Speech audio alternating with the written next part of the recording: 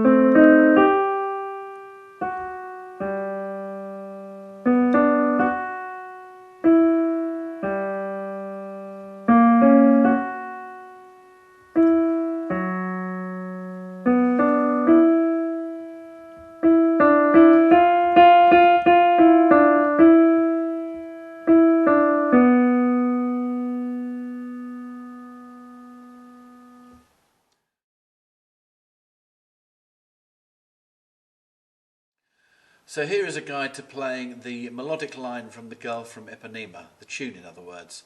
So if you're learning from home you can pick this out slowly on a virtual keyboard if you're without an instrument, or if you're in the classroom you can use this as a guide to understanding just how the tune goes to give you a feel for it. Simple right hand melody, simple left hand chords.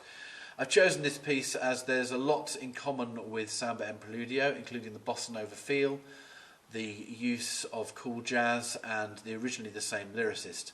I suspect if Edexcel were to ask you to do an evaluation, 12 mark style, this will make a very good comparison piece. So here is the melody line of The Girl from Ipanema.